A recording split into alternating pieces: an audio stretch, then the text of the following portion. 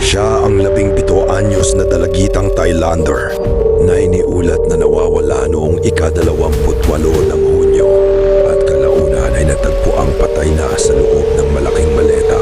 Tara, samahan niyo ako para alamin ang nangyari sa batang ito. Alam nyo na ba ang nangyari sa babaeng ito?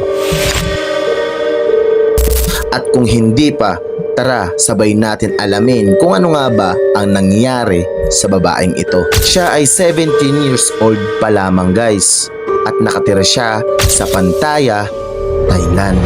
At ayon sa balita guys, nakipagkita daw itong babaeng ito kay Simon Peter. At ito nga yung lalaking yun guys. Siya ay 46 years old. Ganun na siya katanda guys, kaya malaki yung agwat ng babae at itong lalaking ito.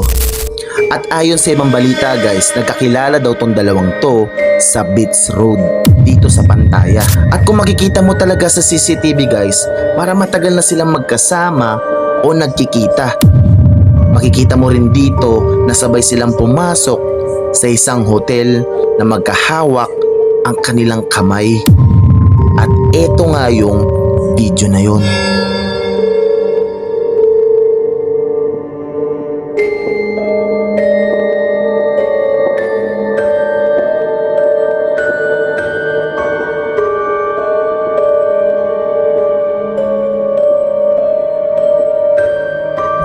At makalipas ang ilang oras, si Simon Peter na lang ang lumabas.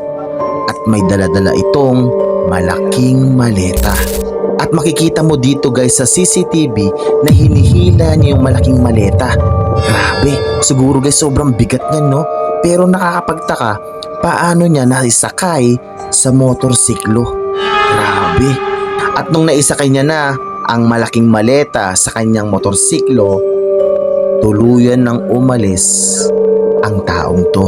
At ayon sa ibang balita guys, nakapag-chat pa daw ito sa mga kaibigan niya na ang sabi niya okay lang daw siya at walang nangyari sa kanya. Pero makalipas ang ilang oras, nakita na ito sa loob ng maleta. Grabe.